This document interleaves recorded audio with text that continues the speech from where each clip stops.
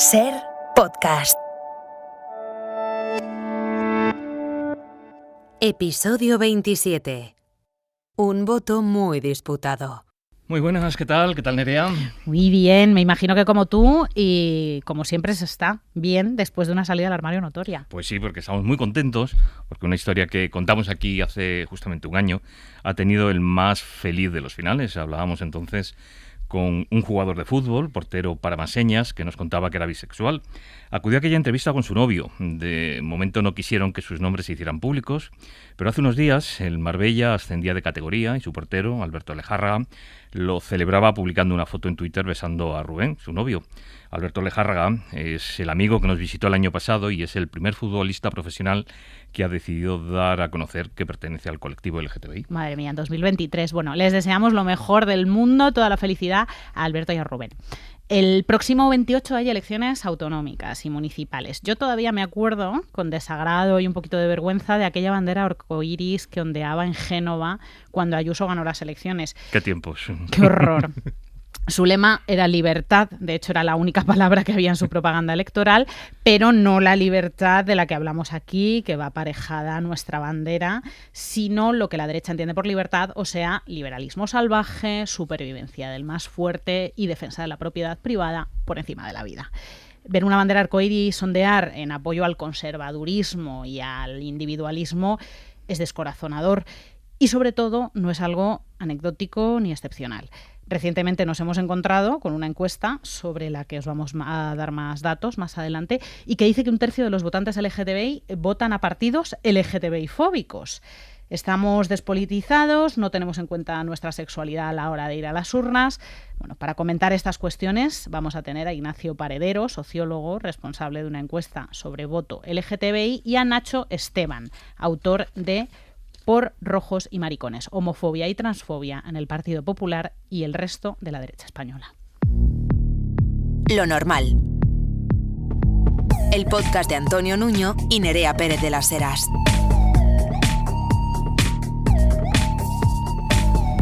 Un podcast normal. El próximo día 28 va a haber elecciones en 12 comunidades, en las 2 ciudades autónomas y en todos los ayuntamientos españoles. Son muchas las encuestas que se publican estos días, pero a nosotros la que nos ha interesado es la realizada por 40DB y la Federación Estatal LGTBI+, en la que se pregunta por la intención de voto del colectivo.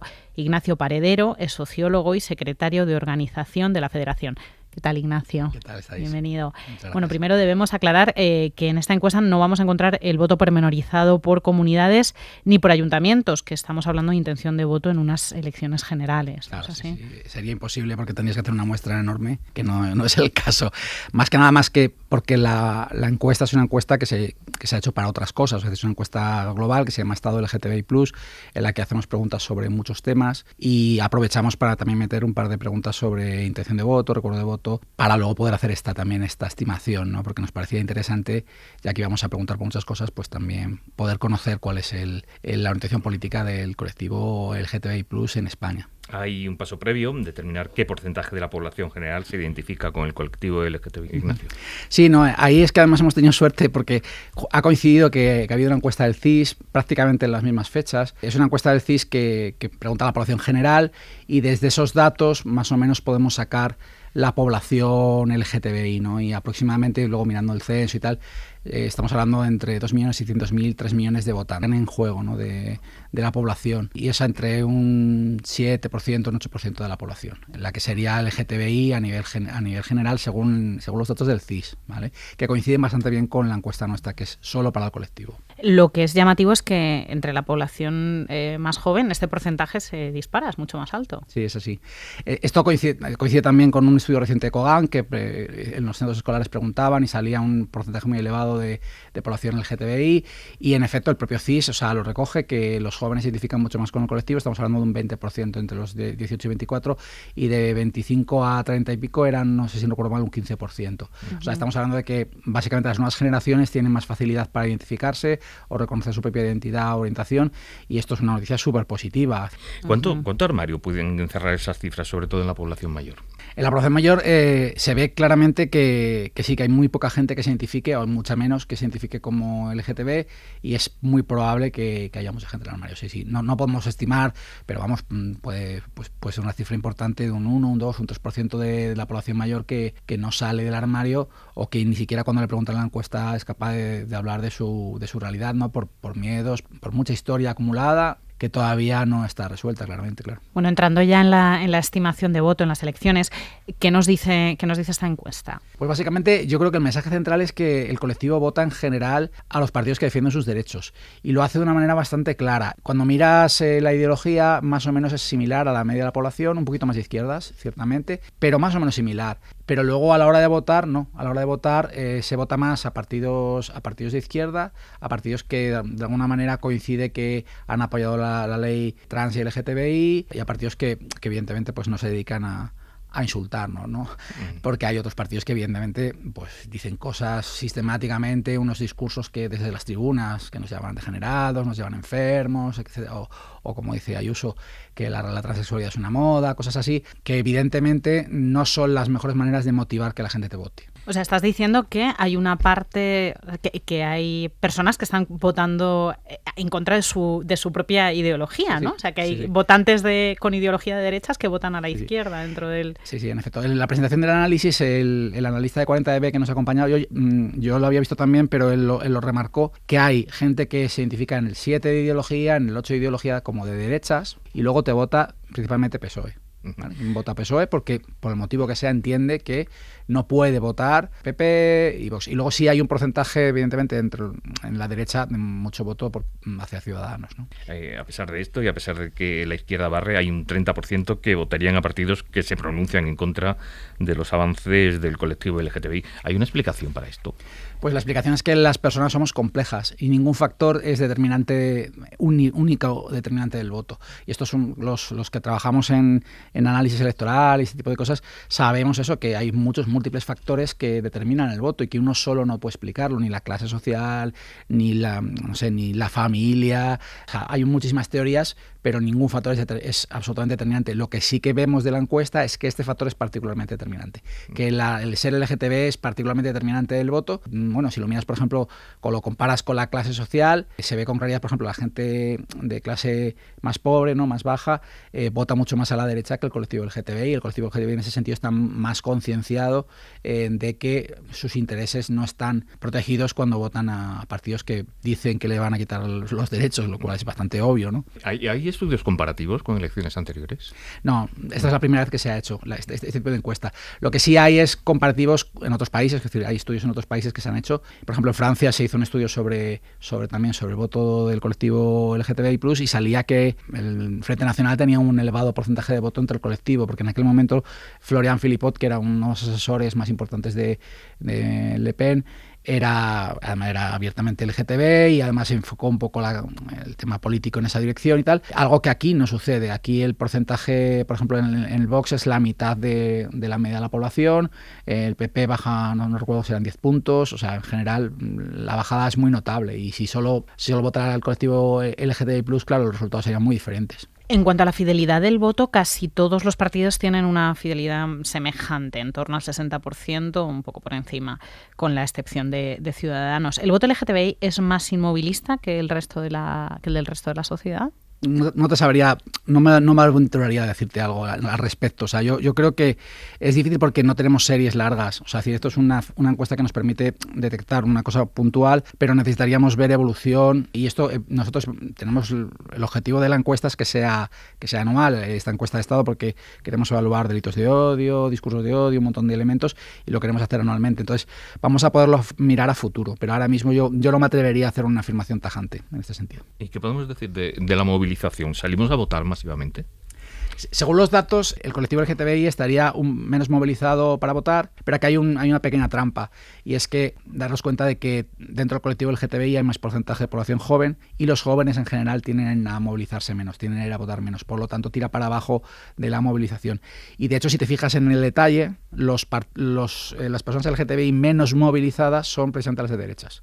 O sea, es decir, las que concretamente Vox hay una diferencia de 40 puntos en la movilización del voto. La gente que votó Vox en las anteriores elecciones, esta vez tiene 40 puntos menos de probabilidad de ir a votar que un votante de Vox que no sea LGTBI, lo que indica que, bueno, pues que a lo mejor el que le llamen enfermo desde la tribuna pues no le motiva mucho para ir a votar, lo cual le deja alguna duda, creo, ¿no? creo que lógico es, ¿eh? Le está empujando hacia el abstencionismo, inexplicablemente. Ignacio Parederos, sociólogo y secretario de organización de la Federación Estatal LGTBI+. Muchísimas gracias. Muchas gracias a vosotros. When I'll be coming home, then I'll be at your door. When I'll be coming home. Hablábamos con Ignacio Parederos sobre la sorpresa que nos ha producido ver que en la encuesta que ha publicado la Federación Estatal LGTBI+, junto a 40DB, más de un tercio del colectivo piensa votar a partidos de derecha.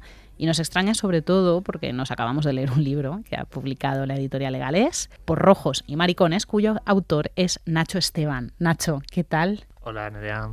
Mil gracias por estar aquí. Bueno, antes de que alguien saque a pasear al Che, que les encanta, empiezas el libro contando que la izquierda históricamente no ha sido precisamente complaciente con el colectivo. Bueno, ninguna ideología, pero también es lógico si nos situamos a finales del siglo XIX o durante el siglo XX, pues la LGTB-fobia no existía ni como concepto siquiera, era simplemente una actitud vital que se daba en absolutamente todos los ambientes e ideologías. Entonces, la izquierda, la ventaja que tuvo es que enseguida fue la que supo ver que será un camino interesante para hacer el tipo de política que quería hacer. La izquierda siempre ha abrazado todas este tipo de causas sociales, desde el feminismo, el marginalismo y, por supuesto, todo lo que tenga que ver con grupos minorizados. Lo que pasa es que estamos hablando, por supuesto, del aquí y del ahora, y es entonces cuando nos encontramos que es la derecha la que torpedea continuamente todo lo que tenga que ver con el avance de los derechos LGTBI, ¿no?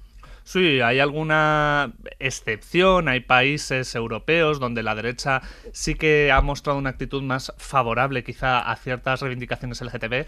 Lo que vemos sistemáticamente en todo Occidente es que este tipo de luchas las han encabezado las formaciones, tanto parlamentarias como extraparlamentarias, de la izquierda. Podríamos pensar que hay un antes y un después de la muerte de Franco en relación con la representación del colectivo, pero ¿es así exactamente? ¿Qué pasó con los primeros tiempos de la transición, con la UCD? Es muy chulo que sigamos utilizando el término este de la transición, porque efectivamente el mito este de que fue perfectamente pacífica y continuista, la primera parte es mentira, pero la segunda es muy cierta. Hubo una continuidad absoluta entre el régimen dictatorial y las instituciones posteriores. Entonces, lo que nos encontramos tardó bastante en cambiar. Llegó un gobierno en principio democrático, que era UCD, siguió practicando una censura brutal y específicamente con temas relacionados con la visibilidad de las personas LGTB, como aquel mítico debate secuestrado durante 5 años en televisión española del programa de La Clave. Y UCD, otra de las cosas que hizo fue resistirse con todas sus fuerzas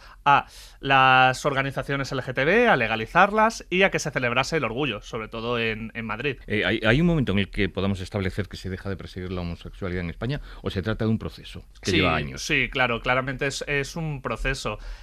Quizá el primer punto interesante de la historia moderna de España sería esa modificación de la Ley de Peligrosidad Social, que en principio la iba a acometer el PSOE, ya que Felipe González tenía una mayoría suficiente, pero nos encontramos con el problema de que se había dejado algunas cosas fuera, y fue el Partido Comunista el que tuvo que ir detrás, por cierto, con Ramón Tamames, para que se excluyeran, también pidió que se excluyeran a las personas LGTB, en aquel momento decían solamente homosexuales, de esa legislación.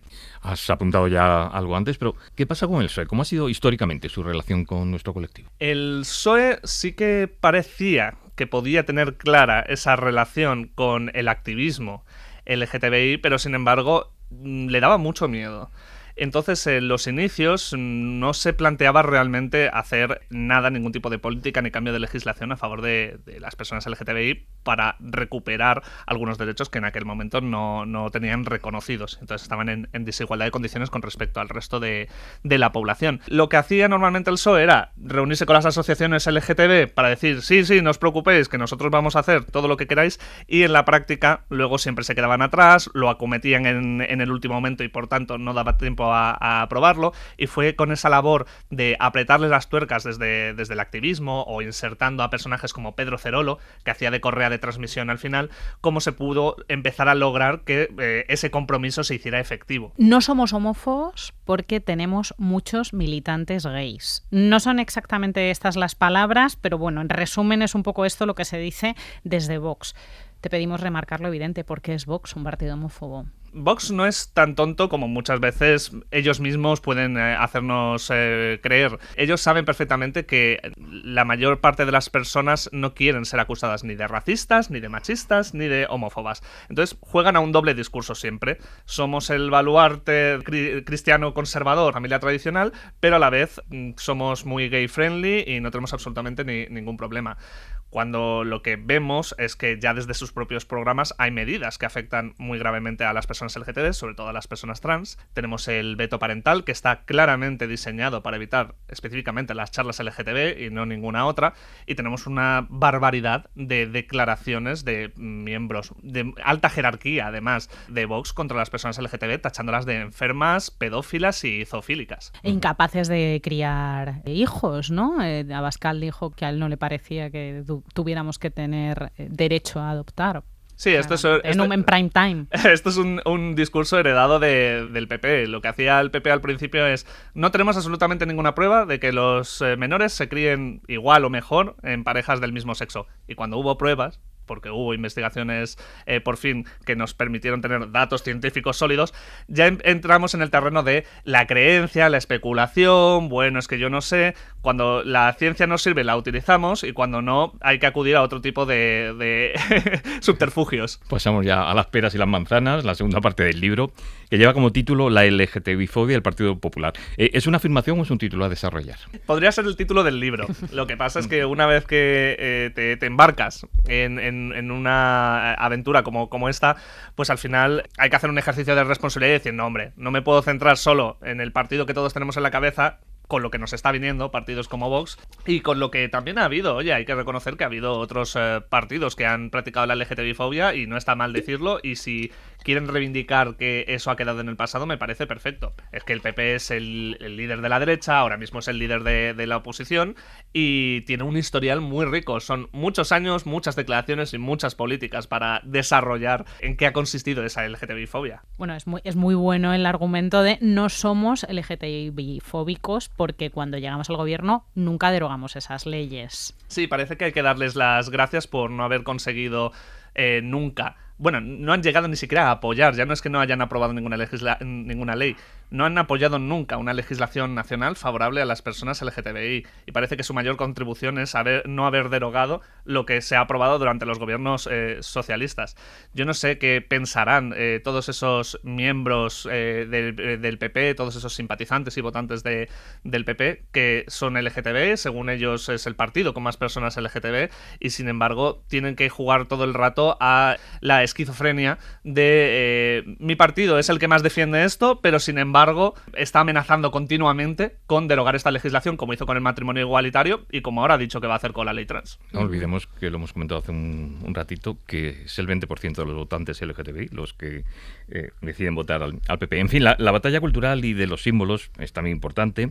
Hemos asistido a prohibiciones de espectáculos, a la negación a poner banderas que no dicen mucho precisamente de tolerancia y apoyo a la diversidad, ¿no? Bueno, es que claro, esto de las banderas también es una ocurrencia de última hora. Salió una sentencia que prohibía la bandera independentista canaria en las instituciones, pues precisamente por toda esa territorialidad tan problemática que suponía y tal, y se les ocurrió que podía aplicarse a absolutamente cualquier símbolo a conveniencia. Uh-huh. Entonces, claro, la bandera arcoiris no puede estar en absolutamente ninguna institución, pero luego podemos poner publicidad institucional, publicidad comercial o incluso reivindicaciones de políticos venezolanos o de otros partidos. O la bandera del Real Madrid. Ah, sí, eso sin duda.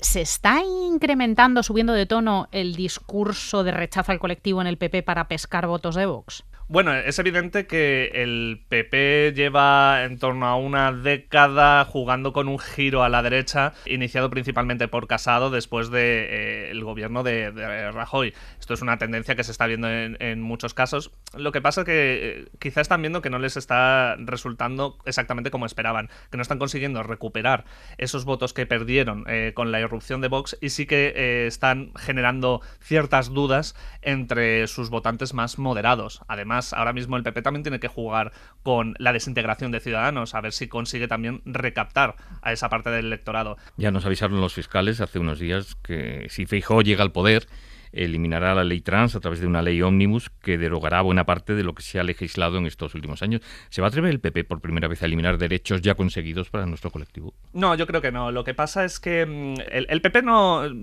nunca deroga, siempre dice que va a sustituir una ley por otra, porque ellos no quieren verse en esa posición de ser los que rechazan, los que echan para atrás lo que gran parte de la población siente como un avance, como un progreso, como un reconocimiento de derechos. Es lo mismo que está prometiendo Isabel Díaz Ayuso en Madrid. Nosotros no vamos a derogar la ley, la vamos a mejorar, la vamos a enmendar.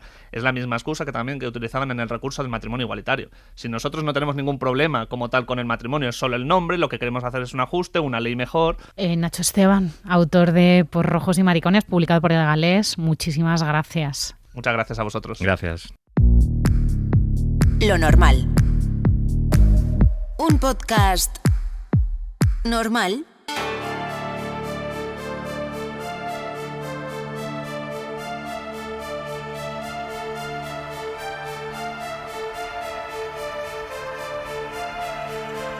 Hace unas semanas la historia de una marcha saltaba a todos los medios. No era una marcha al uso, la protagonizaban un ganadero y una de sus vacas. El origen, Tejedo de Sil, una pedanía de la provincia de León. El destino, la Delegación Territorial de Medio Ambiente de la Junta de Castilla y León. El motivo, solicitar que sus vacas pudieran pastar en las tierras vecinales, o lo que es lo mismo, poder sobrevivir. La vaca se llamaba Valenciana, aunque luego fue relevada por Mariposa.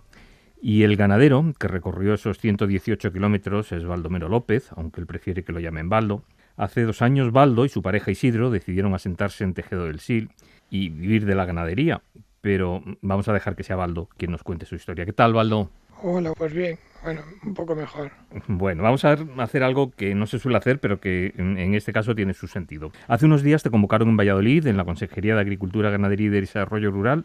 ¿Cómo fue esa reunión? Bueno, pues me ha recibido Juan Carlos Suárez Quiñones, dijo que tenía que entregar documentación, yo entregué la documentación y después de 7 días pues me ha vuelto a llamar.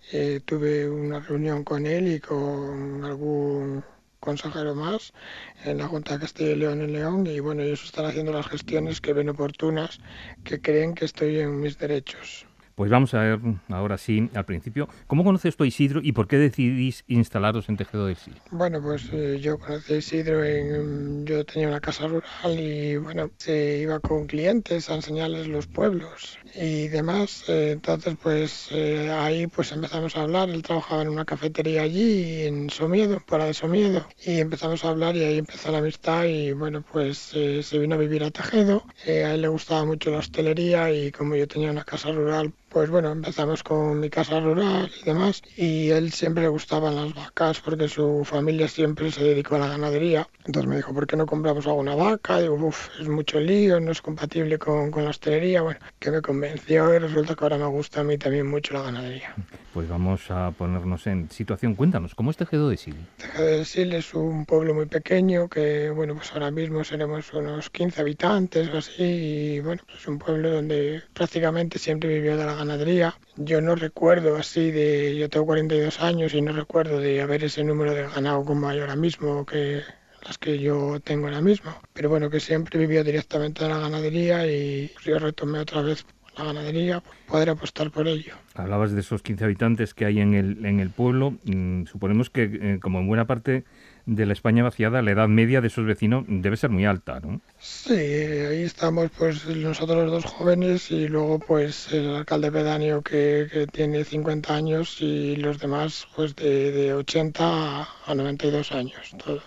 Nos contabas que nos instalasteis en el pueblo hace un par de años. ¿Cómo os recibieron? Bueno, yo siempre fui de Tejedo del Sil y yo por motivos de trabajo me fui 5 años para Oviedo, pero siempre estuve empadronado en Tejedo del Sil y siempre tuve una casa desde los 18 años.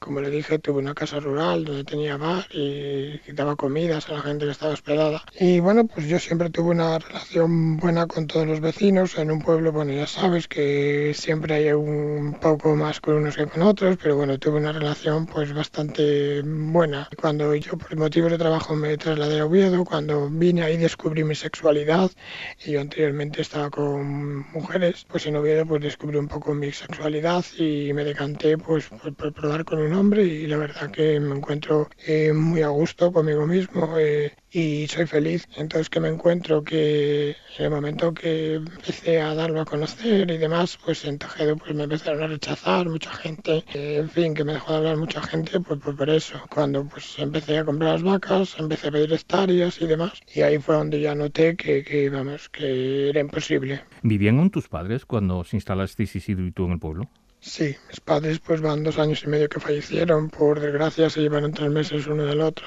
fallecieron jóvenes y sí, mis padres pues lo sabían que mi pareja convivieron pues 3 años y medio con él y todo bien.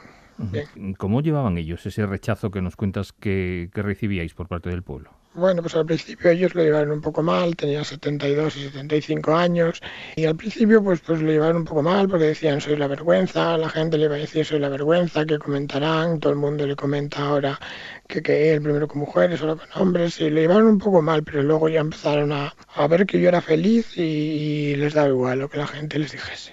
¿Cómo es la explotación ganadera que tenéis? ¿Cuántas vacas tenéis? Pues ahora mismo tenemos 98 vacas de carne, asturianas de los valles. Vamos con el motivo de la polémica. ¿Quién puede acceder a los pastos en Tejedo? Bueno, pues los pastos en Tejedo, pues normalmente siempre se los adjudicaban directamente a los vecinos y ahora parece ser que puede optar cualquier persona a ellos, que según ellos yo no tengo derecho a esas hectáreas como vecino. Han decidido echarlo a subasta. Mi abogada está estudiando la forma de demostrar que yo soy vecino, que tengo derecho a esas hectáreas, pero yo he cedido y he ido a la subasta en la cual entregué toda la documentación que mi sindicato y mi abogada me ha mandado. Como uno más de fuera fui a una subasta y ellos parece ser que no ven complementada mi documentación, o sea, que no van a parar. O sea, es una de una chica de Cantabria y la mía.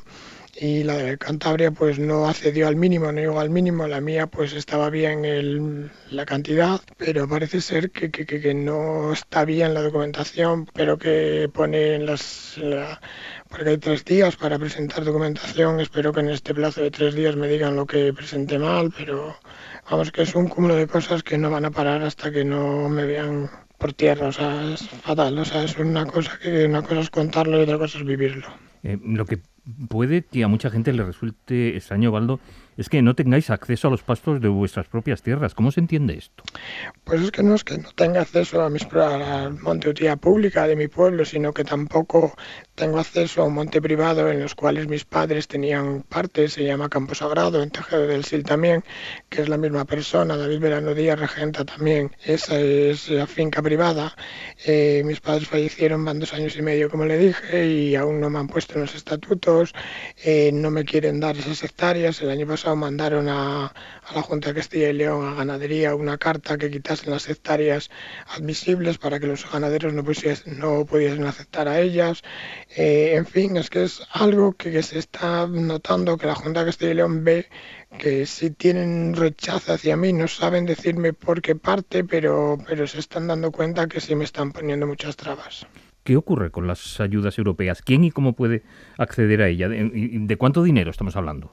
Bueno, pues estamos hablando que yo llevo perdidas pues unos 120.000 euros durante 2 años, que ya se me está haciendo todo muy cuesta arriba. Hice esto porque me veo ya con el agua al cuello, que no puedo subsistir ya. Intento pues poder hablar, ceder, no reclamar, pues al principio decía voy a reclamar los años perdidos, pero yo ahora mismo me conformaría con que me diesen lo que me corresponde, que me dejen vivir y poder vivir todos. Yo creo que quiero vivir dignamente de lo que me gusta y es lo único que pido, que me dejen vivir. Baldo, insistís una y otra vez en que hay homofobia, en ese rechazo a acceder a los pastos. ¿En qué se manifiesta esa homofobia? Bueno, pues mira, yo lo viví muy directamente. Bueno, mis padres lo han vivido directamente. Hubo vecinos que me han dicho y han hecho manifestaciones en las cuales yo viví muy pocas situaciones así, pero bueno, pues en los consejos vecinales me llamaban maricón y demás, pero mis padres recibían pues cosas peores, incluso algún vecino que manifestó notarialmente, pues cómo hablas con esos, que son unos cerdos que se dan por ahí. O sea, cuando fuimos al notario a hacer esas manifestaciones, la notario se puso a llorar porque no daba crédito de las cosas que estaba escuchando. Yo la verdad que tampoco era partícipe, no era sabedor de esas cosas. También estuve pues unos días muy mal, mi pareja está baja por depresión también porque se encuentra muy mal. Yo parece ser que soy un poco más fuerte porque uno siempre tiene que ser más fuerte, si no, no podríamos tirar del carro, como se suele decir. Nos comentabas antes que estáis esperando ese plazo para poder presentar las alegaciones para el acceso a esos pastos a los que queréis acceder hace años.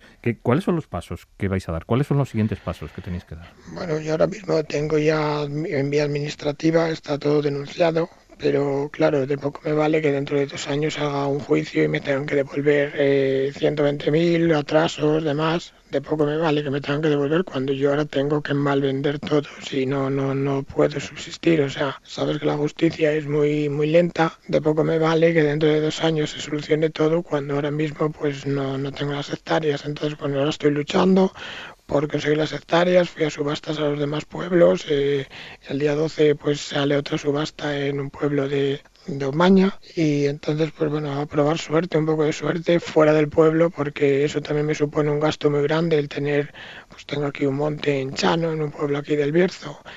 Voy a tener que llevar 20 vacas para un lado, 20 para otro, todo me supone un gasto, pero no me queda otra que asumir esos gastos. Tenemos que decir que hemos intentado hablar con la parte contraria, con el alcalde de Palacios de Sil, con el alcalde pedáneo de Tejedo, pero ni el uno ni el otro han querido hablar, ninguna de esas partes que están en contra de que Baldo pueda acceder, Baldo e Isidro puedan acceder a esos pastos, han querido hablar. Pues Baldo, simplemente nos queda decir que te deseamos que todo se solucione y que Valenciana Mariposa y sus 96 compañeras puedan terminar pastando en esas tierras de Tejedo.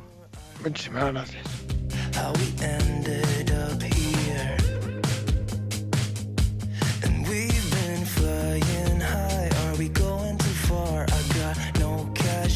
Bueno, un día más, nuestra mini sección de historia, nuestras pildoritas de historia de la mano de las expertas en nuestros hilos más favoritos de la historia, las hijas de Felipe, compañeras de la casa, Carmen Urbita, Ana Garriga. ¿Qué tal, queridas? Muy bien, ¿tú qué tal? Genial, un gusto teneros aquí otra vez. Un gusto estar aquí otra vez. Para que nos iluminéis con vuestra sabiduría. Pero antes de nada, ¿has pensado ya tu nombre de profesa o estás todavía deliberando? A ver, tengo el primer nombre. Como sois Sor Petronila de las Llagas, Sor Encarnación de la Paciencia, Eso es. Y os describen muy bien esos nombres, están muy pensados. Yo tengo casi claro qué quiero ser, porque estoy siempre con un foco en la cara y delante de un micrófono, entonces quizás ser como seguro Sor Iluminada. Vale, eso falta un poquito de qué o de dónde, ¿no? Sor Iluminada de la Peineta.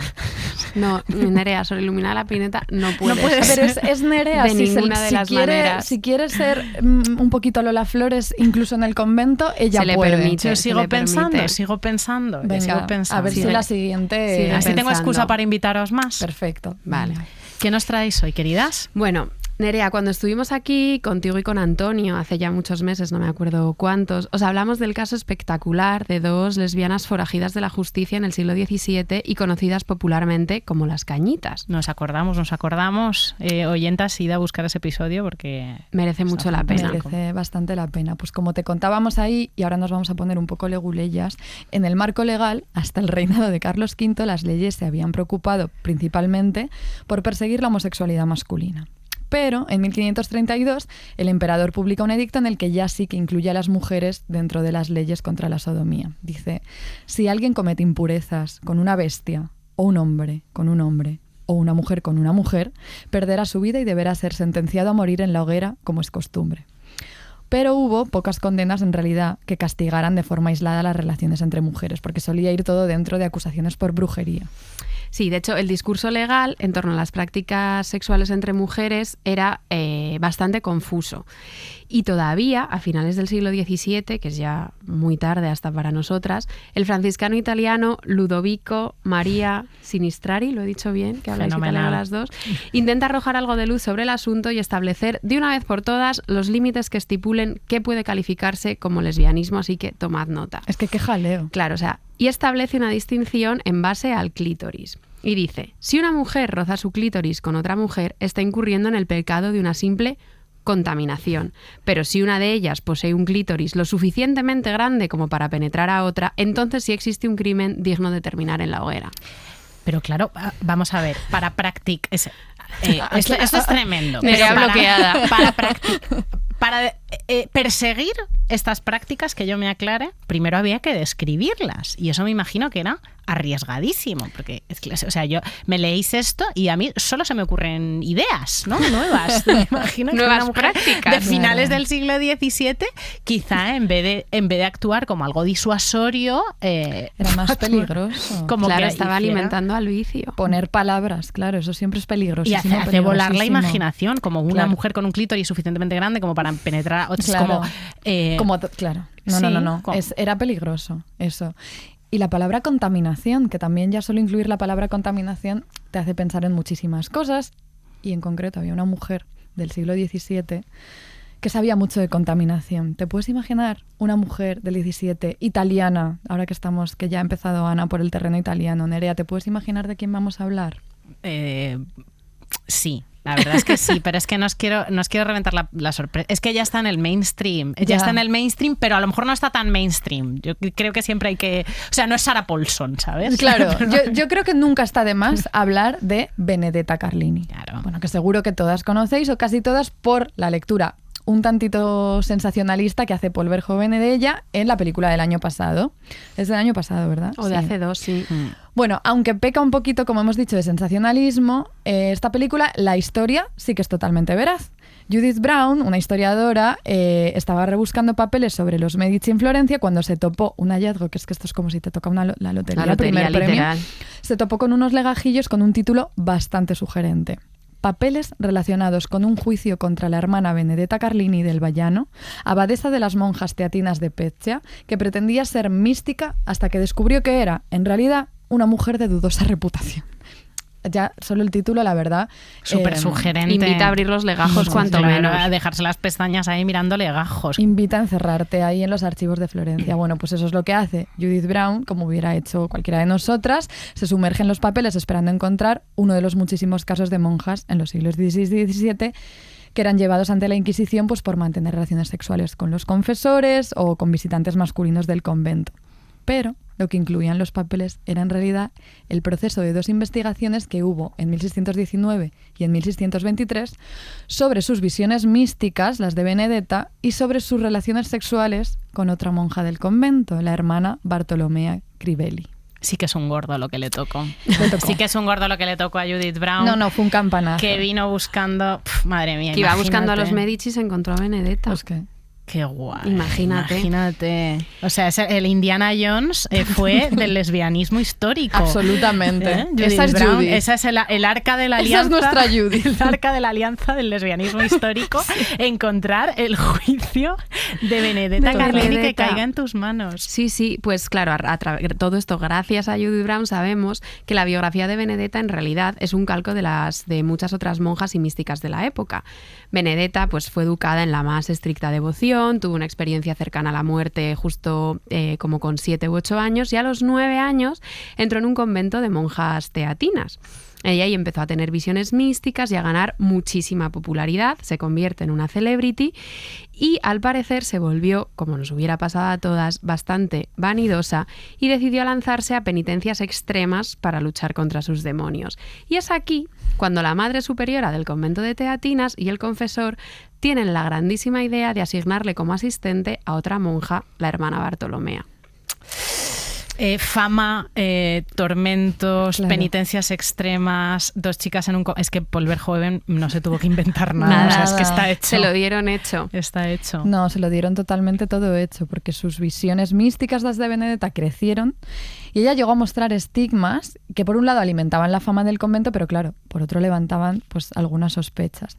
A la pobre Benedetta se le abre un proceso inquisitorial en el convento de Teatinas donde vivía, y es aquí cuando Bartolomea, la asistente que le habían asignado, grandísimo error ese momento, confiesa haber mantenido una relación carnal, pero muy, muy carnal, de 2 años con la superiora, con ella. Aquí voy a hacer, Nerea, Carmen, si me dejáis, voy a usurpar y a ser un poco ventrílocua de Bartolomea y os voy a leer un pequeño legajo del proceso inquisitorial.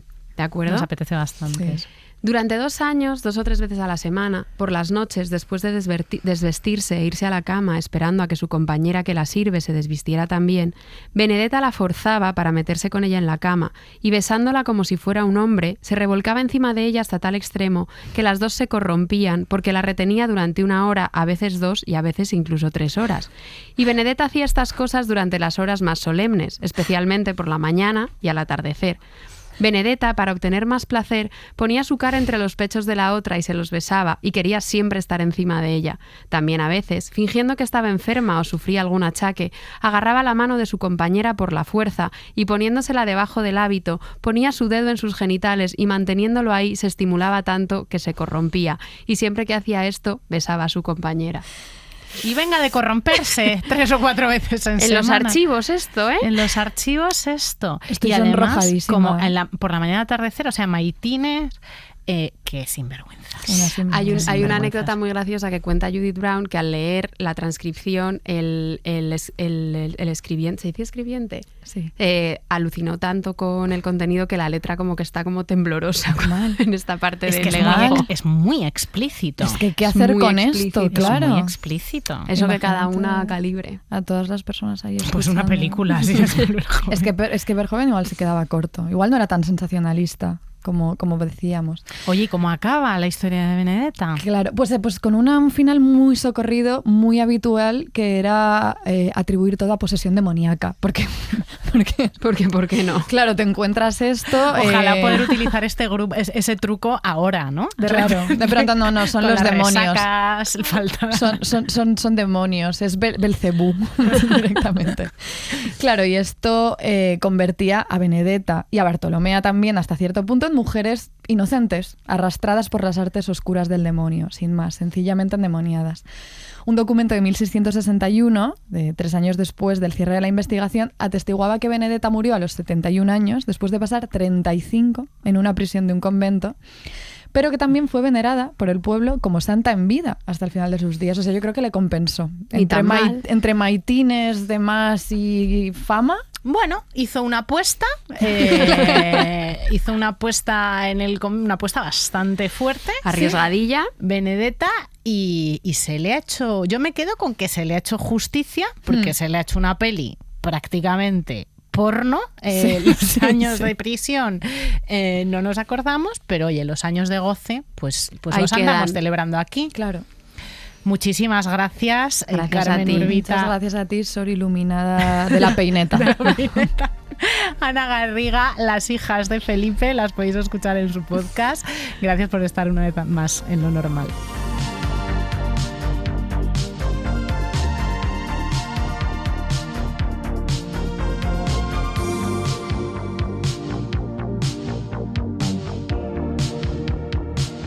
El pasado 26 de abril se celebraba el Día de la Visibilidad Lésbica, una celebración que cumple ya 15 años desde que la iniciara la Federación Estatal LGTBI+. Grupos de lesbianas en toda España se subían a un camión y se apropiaban de ese término que durante mucho tiempo se ha utilizado como insulto.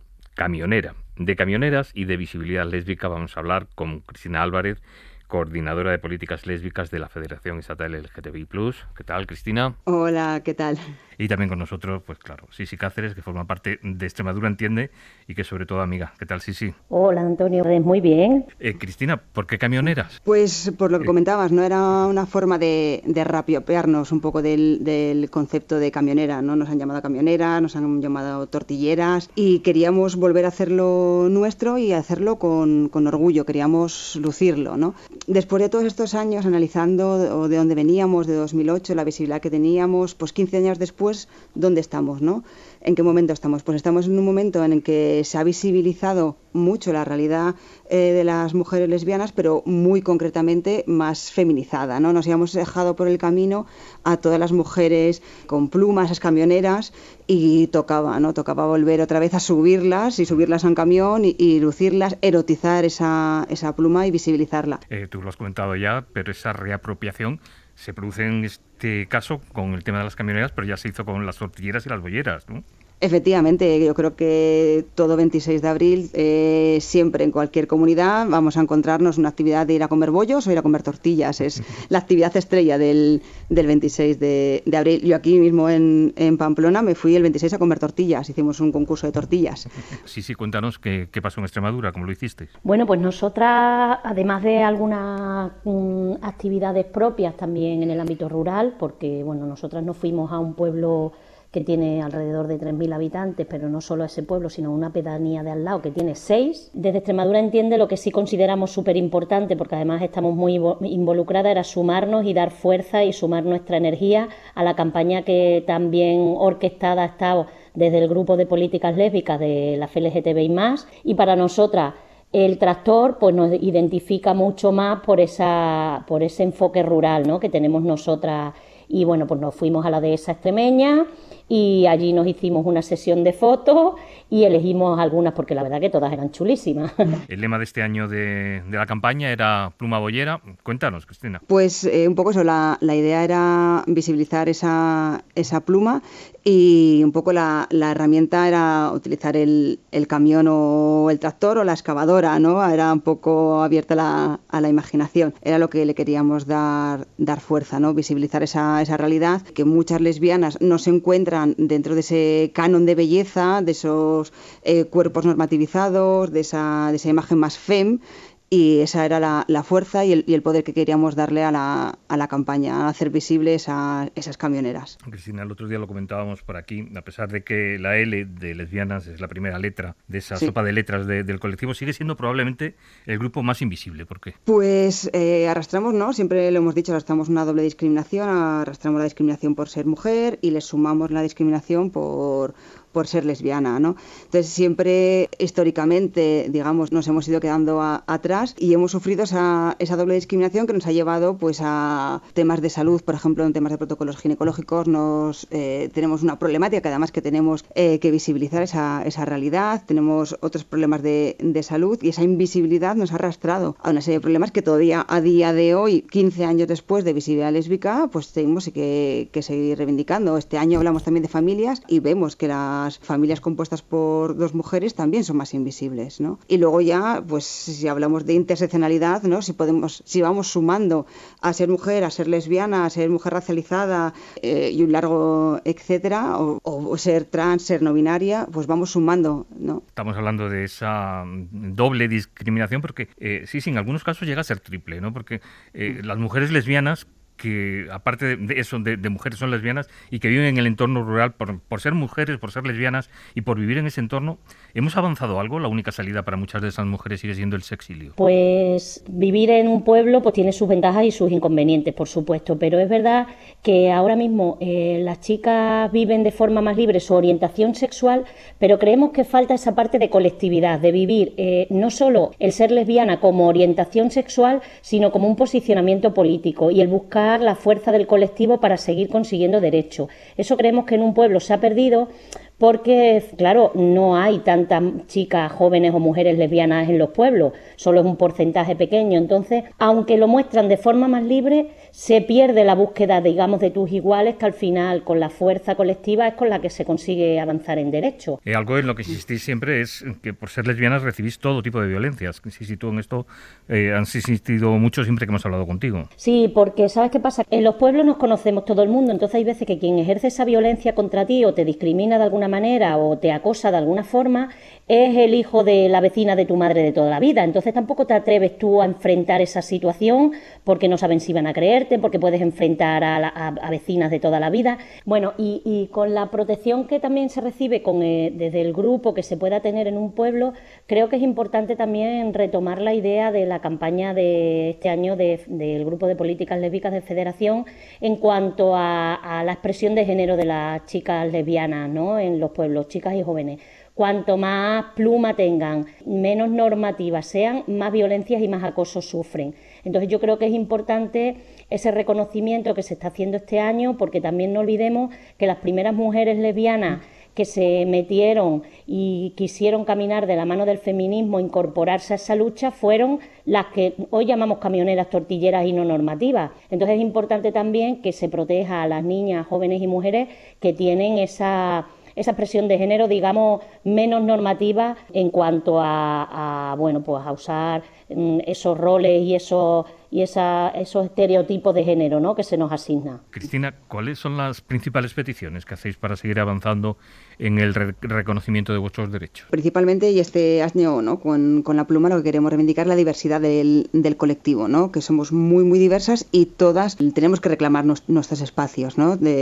Vemos que en medios de comunicación se está quedando como un concepto muy estereotipado de ser lesbiana, que es maravilloso que se contemple, pero también se tiene que contemplar la diversidad, que somos muchas, somos muy, muy diversas y debemos también tener ese mismo derecho a estar representadas, ¿no? A mí me gustaría que las mujeres, las lesbianas más jóvenes, pudieran ver ese abanico y ese espectro donde poder verse representadas, que no piensen que su pluma no tiene cabida en los medios, entonces no tiene cabida en esta sociedad. No, somos muy diversas y debemos estar representadas todas. Por otro lado, pues no, venimos de un 1 de mayo, también el trabajo tiene que ser un espacio seguro para el colectivo LGTBI y también, por supuesto, para las lesbianas, poder visibilizarte en el trabajo sin tener miedo a las represalias que puedas tener. La salud es algo que nos preocupa mucho en la LGTBI+, es algo con lo que trabajamos y vemos, por ejemplo, específicamente los protocolos ginecológicos que he mencionado antes, también tiene que ser un espacio seguro para todas y para todos, la consulta ginecológica. La salud mental, si hablamos de una doble discriminación, ¿cómo nos afecta esto a las mujeres lesbianas? Debemos contemplar estudios que nos digan, oye, pues sí que hay una problemática específica, si esa doble discriminación te va a repercutir, por ejemplo, una baja autoestima, etcétera, debemos conocerlo y no tenemos estudios, ese es un poco el problema, ¿no? El desconocimiento, no sabemos hasta dónde llega esta problemática. Cristina Álvarez, Sisi Cáceres, muchas gracias por seguir en esa lucha sin cuartel por la visibilidad de las lesbianas.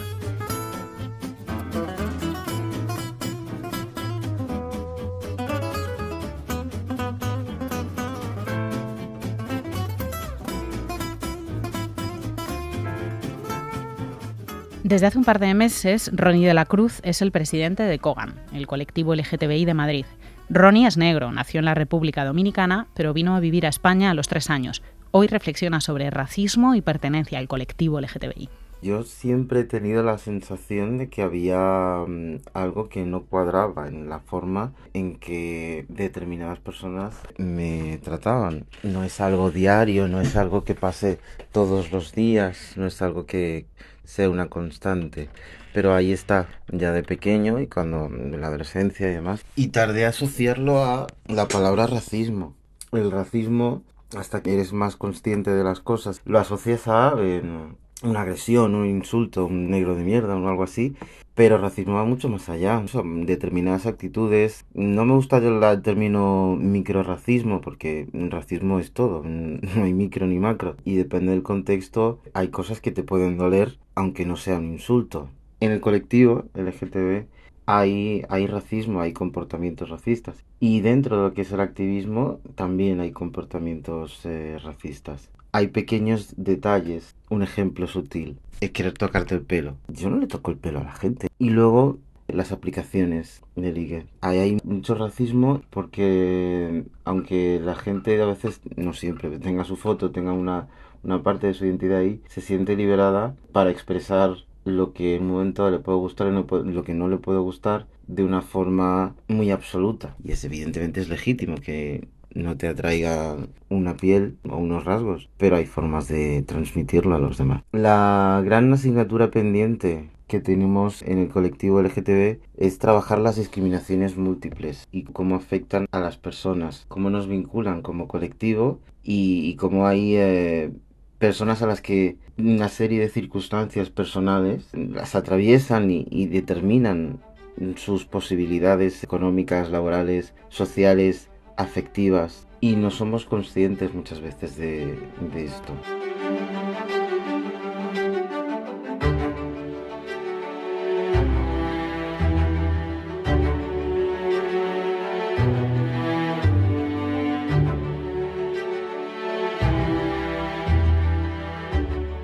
Hasta aquí un episodio más de Lo Normal y van 27. Por cierto, Antonio, que esta semana es la Champions LGTBI. Y de los nervios estamos ya, Nerea. ¿Será Blanca Paloma? ¿Será Lorín? ¿Se impondrá el finlandés testosterónico del cha-cha-cha? Mira, lo que está clarísimo es que vamos a estar nerviosísimas como todos los años desde que tenemos memoria. Y bueno, igual que el año pasado fue el chanelazo, esperemos que este año sea un Blanca Palomazo, que me encanta, es súper sonoro. Sí, lo veremos y lo comentaremos en el próximo episodio. De momento nos vamos a despedir de este agradeciendo a quienes nos han acompañado en la realización. Alejandro Fernández, Mario Cano y Juan Carlos Fernández. Nerea, nos volvemos a encontrar en 2 semanas. Hasta dentro de 2 semanas. Pues ea y a pasarlo bien.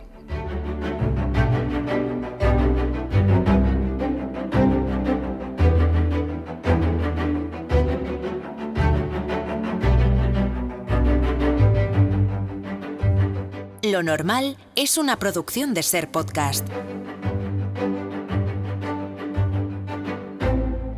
Dirección y presentación, Antonio Nuño y Nerea Pérez de las Heras. Guión y producción, Tony Quart.